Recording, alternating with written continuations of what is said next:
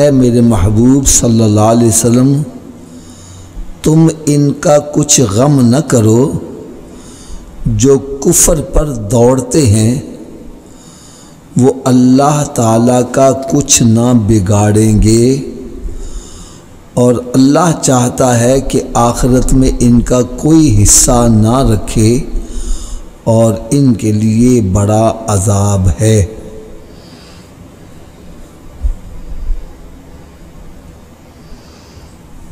پیارے اسلام بھائیو، آپ کو یاد ہوگا کہ پچھلے درسوں میں نے یہ بتلایا تھا کہ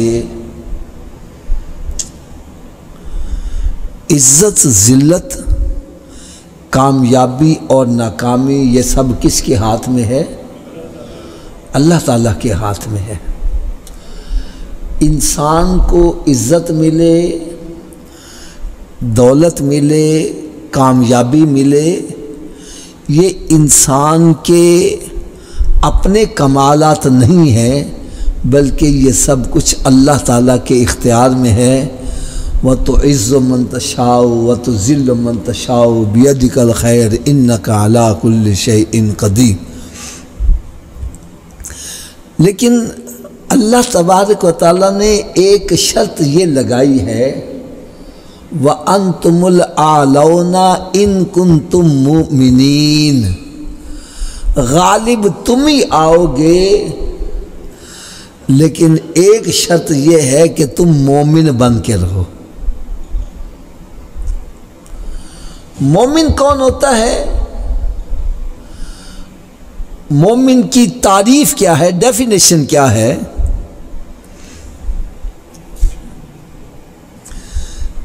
ایک بندے کی مجھے بات بڑی پیاری لگی، کہنے لگے کہ مسلمان میں اور مومن میں کیا فرق ہے؟ مسلمان اور مومن میں کیا فرق ہے؟ تو وہ کہنے لگے کہ مسلمان وہ ہے جو اللہ کو مانتا ہے، مسلمان وہ ہے جو اللہ کو مانتا ہے، اور مومن وہ ہے جو اللہ کی مانتا ہے۔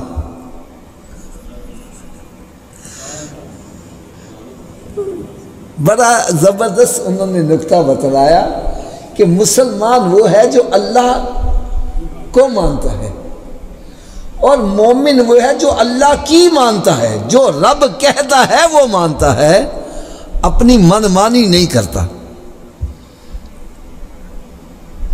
مومن وہ ہوتا ہے جو دل سے اللہ تبارک و تعالیٰ پر ایمان لاتا ہے، دل سے۔ ایک ہوتا ہے نا زبان سے کہہ دینا، زبان سے کہنا اور ہوتا ہے، اور دل سے تسلیم کر لینا اور بات ہوتی ہے۔ میں اس کی ایک آپ کو بڑی آسان سی مثال دیتا ہوں، بڑی آسان سی مثال دیتا ہوں۔ ہم سب کا عقیدہ ہے کہ اللہ ہمیں دیکھ رہا ہے نا عقیدہ؟ اللہ ہمیں، تھوڑا سا اونچی آواز سے بولا، اللہ ہمیں کبھی دل سے تسلیم کیا ہے اللہ مجھے دیکھ رہا ہے؟ لو جس دن دل سے تسلیم کر لے میرا رب مجھے دیکھ رہا ہے، میں کہتا ہوں یہ اللہ کا ولی بن جائے۔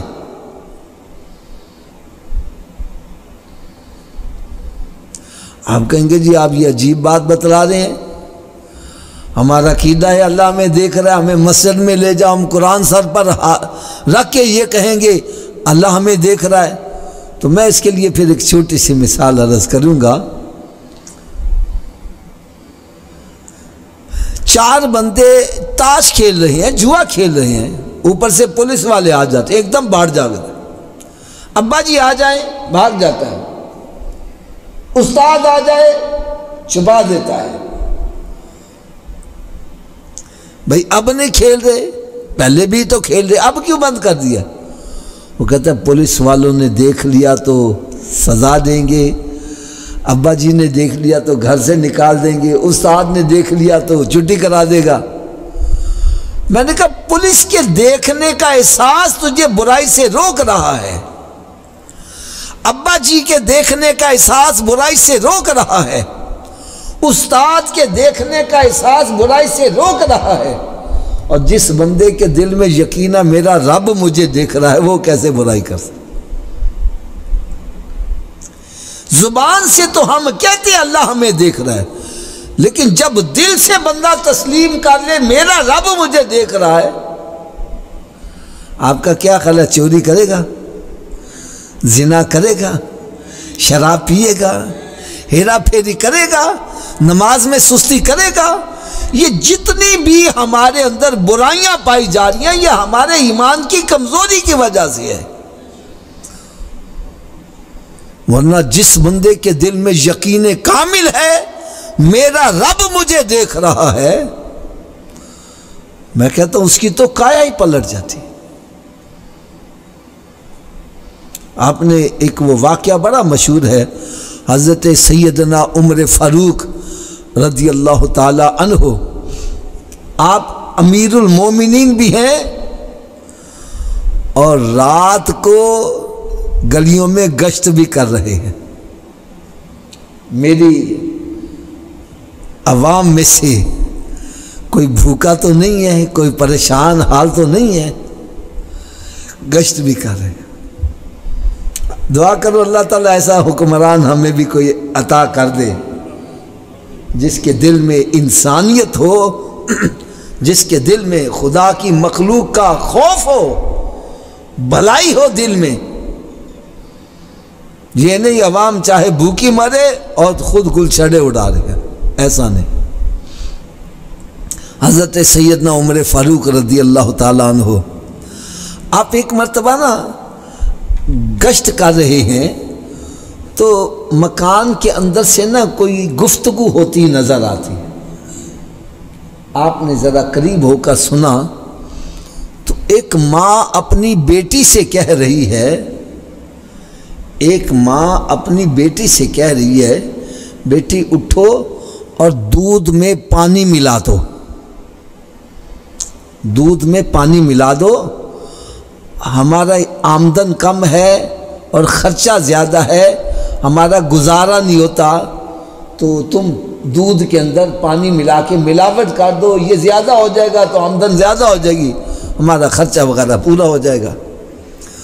تو بیٹی آگے سے جواب دیتی ہے، ماں عمر فاروق کو پتہ چل گیا یہ دودھ میں پانی ملاتے ہیں تو وہ تو بڑی سخت سزا دے گا، لہذا میں یہ نہیں کروں گی۔ تو ماں آگے سے کہتی ہے، بیٹی عمر کو کیا پتا، عمر کوئی دیکھ تو نہیں رہا ہمیں، اٹھ اپنا پانی ملا۔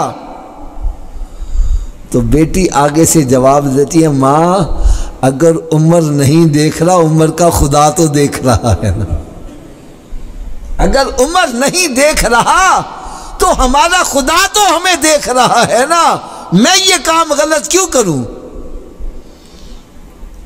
حضرت سیدنا عمر فاروق رضی اللہ تعالیٰ عنہ، دیکھو اللہ تعالیٰ نے ان کو کتنی فہم و فراست عطا فرمائی۔ آپ اپنے گھر گئے اور اپنے بیٹے سے کہا، جاؤ اس بچی سے تم شادی کر لو، اللہ تعالیٰ اس کی اولاد میں تجھے ایک نیک بیٹا بھی عطا کرے گا۔ فرماتے ہیں کہ انہوں نے جا کر وہ بچی سے شادی کر لی تو اسی بچی کی نسل میں عمر بن عبدالعزیز پیدا ہوئے، جن کو عمر ثانی کا لقب دیا گیا، اور آپ نے ایسا انصاف کر کے دکھایا، ایسا انصاف کر کے دکھایا کہ فرماتی ہے کہ لوگ گلیوں کے اندر آوازیں دیتے پھرتے تھے، کوئی ہے زکوٰۃ لینے والا، زکوٰۃ لینے والا کوئی نہیں ملتا تھا۔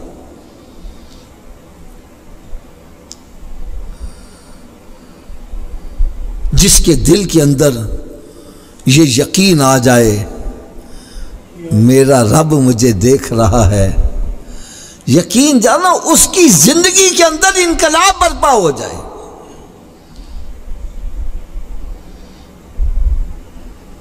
ایک بندہ تھا نا بڑا لینڈ لارڈ، تو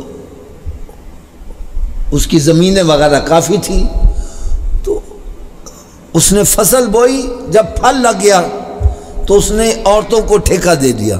گاؤں دیہاتوں میں عموماً عورتوں کو ٹھیکہ دے دیتے ہیں. عورتیں وہ پھل توڑ رہی ہیں, یہ اپنے محل میں نظارہ کر رہا ہے. ایک نوجوان عورت نے کچھ پھل اس انداز سے توڑا کہ اس کے دل میں شیطانیت آ گئی. اس نے اس لڑکی کو بلایا اور کہا کہ جاؤ جا کے سارے دروازے بند کرو. وہ بند کر کے آ گئی. پھر اس نے پوچھا سارے دروازے بند کر رہی ہو؟ کہنے لگی ہاں سارے بند کر رہی ہوں لیکن ایک دروازہ کھلا رہ گیا. کہنے لگا جاؤ جا کے اس کو بھی بند کر کے آؤ.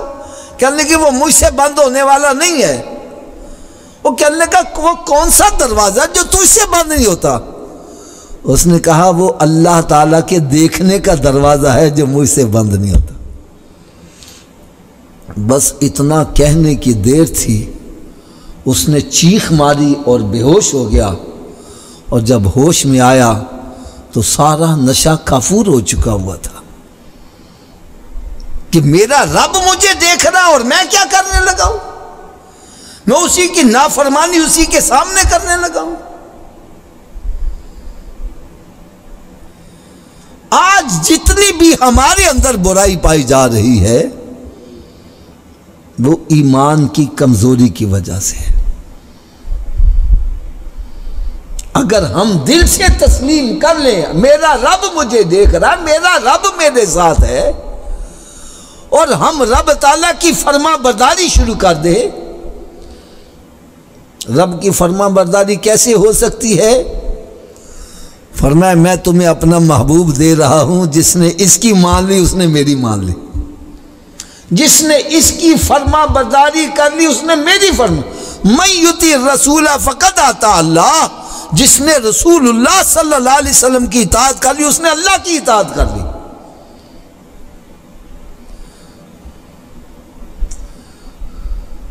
آج یقین جانو ہم میں سے بڑے بندے گلے شکوے کر رہے ہیں, گلے شکوے کر رہے ہیں. کوئی تو یہاں تک اللہ تعالیٰ معاف کرے بڑھ جاتا ہے, وہ کہتا جی ان مسلمانوں سے تو وہ فلاں اچھے. یہ الفاظ کبھی ادا نہیں کرنے چاہیے. غیر مسلم کروڑوں اربوں روپے میں کھیلے, یہ دنیا کی ساری دولت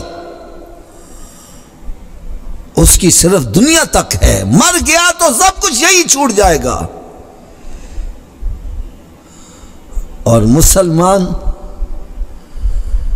اس کے پاس جو دولت ایمان ہے, یہ دولت ایمان سلامت لے کر قبر میں چلا جائے تو قبر جنت کے باغوں میں باغ بن جائے.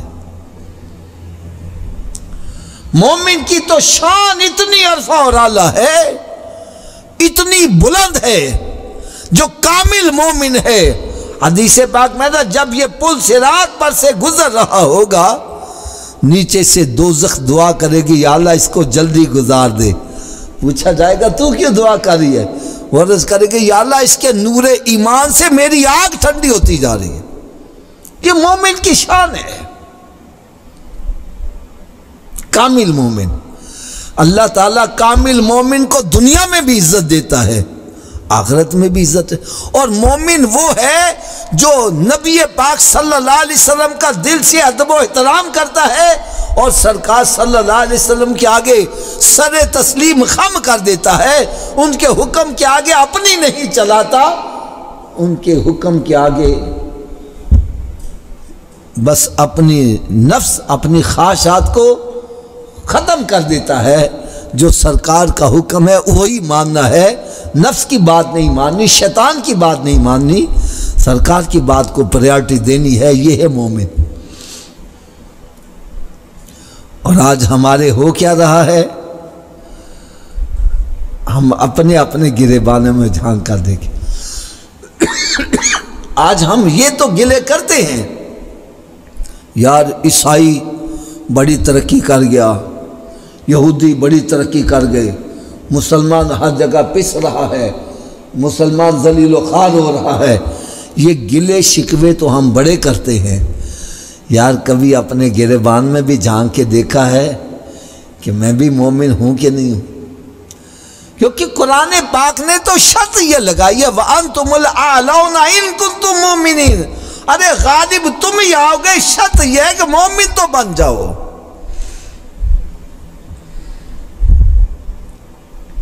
مومن وہ ہے جو سرکار صلی اللہ علیہ وسلم کا حکم مانتا ہے، اللہ کا حکم مانتا ہے، اللہ کی مانتا ہے۔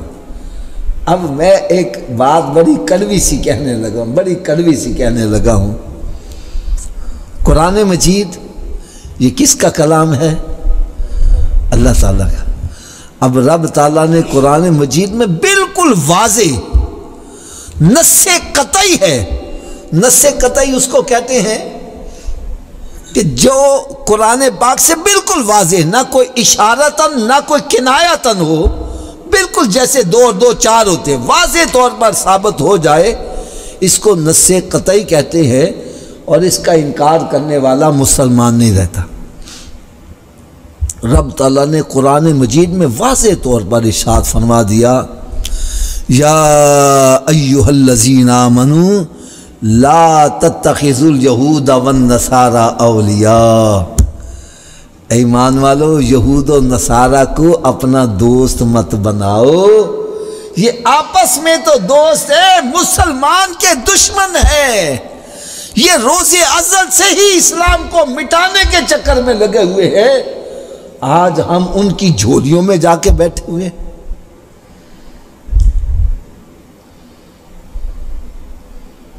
یہود و نصارہ ہمارے دوست بن سکتے ہی نہیں ہیں۔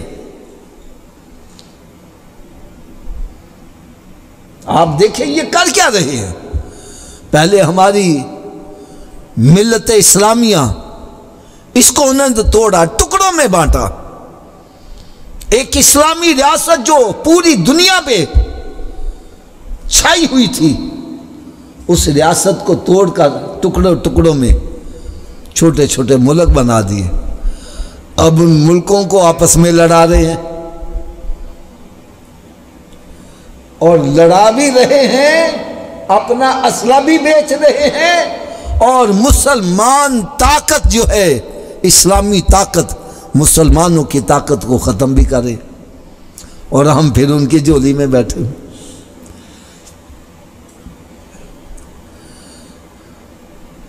پھر ہم کہتے ہیں یار ہم ذلیل و خوار کیوں ہو رہے ہیں؟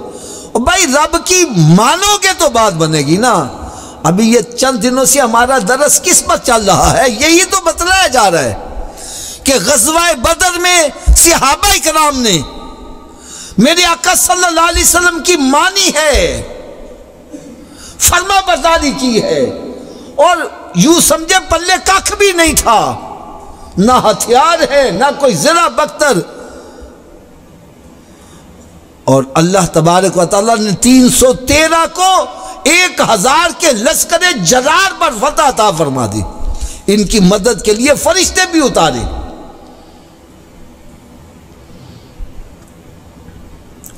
اور غزوہ احد میں کیا ہو گیا؟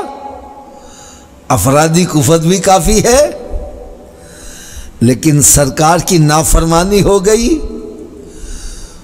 وہی جیتی ہوئی جنگ شکست میں تبدیل ہو گئی۔ میرے آقا صلی اللہ علیہ وسلم نے فرمایا اس درے کو نہیں چھوڑنا، درے پہ قائم رہے، پہلے حلے میں رب تعالیٰ نے کامیابی عطا فرما دی۔ کافر بھاگ گئے، اپنا مال دولت مال غنیمت چھوڑ کے بھاگ گئے۔ اب انہوں نے یہ سمجھا شاید یہ حکم اتنی دیر تک تھا جتنی دیر فیصلہ نہیں ہو جاتا، فیصلہ تو ہو گیا، کافر بھاگ گئے، اب ہمیں درہ چھوڑ دینا چاہیے، مال غنیمت اکٹھا کرنا چاہیے۔ درہ چھوڑ دیا ہے، انہوں نے پیچھے سے اسی درے سے حملہ کر دیا اچانک، وہی جیتی ہوئی جنگ ہار میں تبدیل ہو گئی۔ اور پھر اگلی جو میں نے مثال دی، میں کہتا ہوں کیسی زبردست مثال تھی کہ ابو سفیان جاتے جاتے اعلان کر گیا کہ اگلی مرتبہ پھر ہم بدر کے مقام پر لڑیں گے، تیاری کر لو۔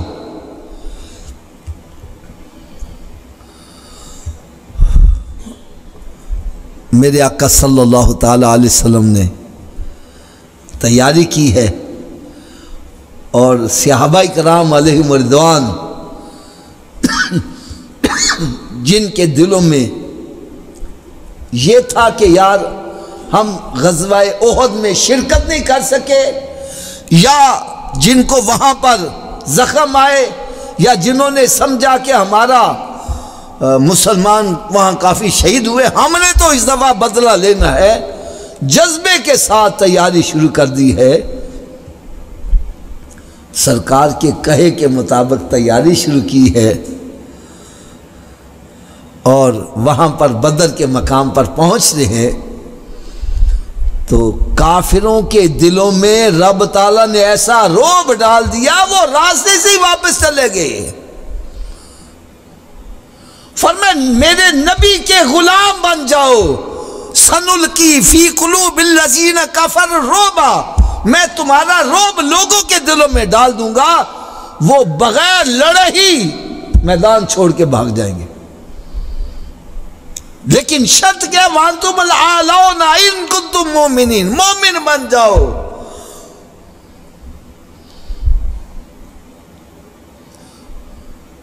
بدر کے مقام پر سرکار صلی اللہ علیہ وسلم کے صحابہ پہنچتے ہیں۔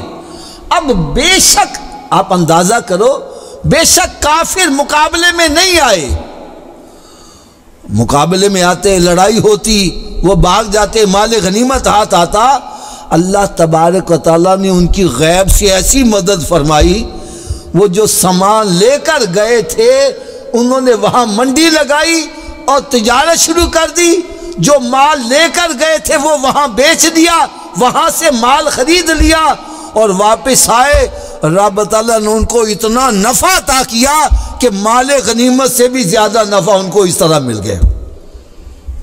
یہ ہے میرے آقا کی غلامی کا نتیجہ۔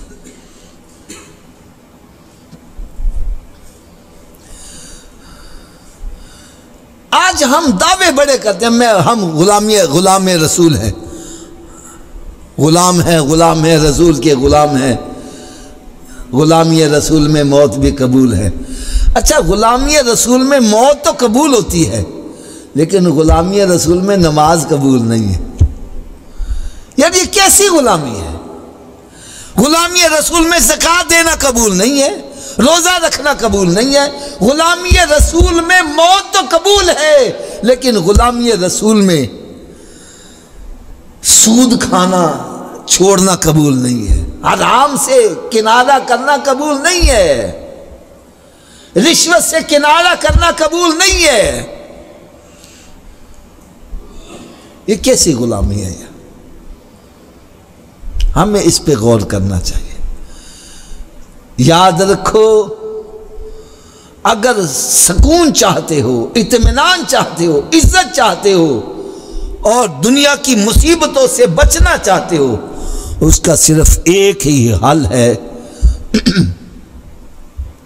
وہ یہ کہ دامن مصطفیٰ صلی اللہ علیہ وسلم سے لپٹ جاؤ۔ ایک بزرگ نے بڑی پیاری مثال دی، فرمانے لگے ایک چکی ہوتی ہے نا جس میں دانے ڈالو پستے جاتے ہیں، دانے ہوتے ہیں گندم کے اور پس پس کر آٹا بن کے نکلتے جاتے ہیں، لیکن اسی چکی کے اندر ایک لوہے کی کلی ہوتی ہے، جو اس کلی کے ساتھ دانہ لگا رہتا ہے وہ بچ جاتا ہے، جو کلی سے جتنا دور ہٹتا ہے اتنا پستا جاتا ہے، اور اسی کلی پر ساری چکی کا دار مدار ہے۔ کلی نہ ہو تو چکی چل سکتی ہے؟ فرمایا جس طرح کلی پر ساری چکی کا دار مدار ہے، اسی طرح میرے محبوب پر ساری کائنات کا دار مدار ہے، کہ وہ جو نہ تھے تو کچھ نہ تھا، ارے وہ جو نہ ہو تو کچھ نہ ہو، ارے جان ہے وہ جہان کی، جان ہے تو جہان ہے۔ میرے آقا صلی اللہ علیہ وسلم ساری کائنات کی جان ہے۔ جب معراج شریف کی رات سرکار صلی اللہ علیہ وسلم تشریف لے جاتے ہیں تو پوری کائنات ساکن ہو جاتی ہے، جس طرح بدن سے روح نکل جائے تو جہاں ہاتھ ہے وہیں رک جاتا ہے، ہر چیز وہیں رک گئی۔ اور جب سرکار صلی اللہ علیہ وسلم واپس تشریف لائے تو بدن میں روح واپس آ گئی، حرکت وہیں سے شروع ہوئی ہے۔ بستر گرم تھا تو وہ گرم ہی رہا، پانی وضو کا چل رہا ہے تو پانی ویسے ہی چلتا رہا، اور اگر آپ کے دروازے کی کنڈی ایسے ہل رہی ہے، سرکار واپس ہے تو وہ ویسے ہی ہل رہی ہے۔ آپ پوری کائنات کی جان ہیں، تو جس طرح کلی پر ساری چکی کا دم، اس طرح میرے آقا صلی اللہ علیہ وسلم ساری کائنات کا دار و مدار ہے۔ تو جو نبی پاک صلی اللہ علیہ وسلم کے دامن سے لپٹ جاتا ہے وہ بچ جاتا ہے، اور جو دامن مصطفیٰ صلی اللہ علیہ وسلم سے جتنا دور ہٹتا جاتا ہے، پستا جا رہا ہے، پستا جا رہا ہے، پستا جا رہا ہے۔ آج ہم یہ تو دیکھ رہے ہیں، میں یار پریشان بڑا ہوں، آمدن نہیں ہے، کاروبار نہیں چل رہا، میری بیوی صحیح نہیں ہے، میرے بچے صحیح نہیں ہے، میرے پڑوسی صحیح نہیں ہے، ملکی حالات صحیح نہیں ہے، فلاں صحیح نہیں ہے، ہمارے حکمران صحیح نہیں ہے۔ یار کبھی یہ بھی دیکھا ہے کہ میں کہیں دامن مصطفیٰ صلی اللہ علیہ وسلم سے دور تو نہیں ہٹ گیا؟ میرا یہ عقیدہ ہے کہ جس کو رب تعالیٰ سکون دینا چاہے، ساری دنیا بھی اس کو بے سکون کرنا چاہے نہیں کر سکتی، اور جس کو رب سکون نہ دینا چاہے، ساری دنیا بھی مل کے اس کے سکون دینا چاہے نہیں دے سکتی۔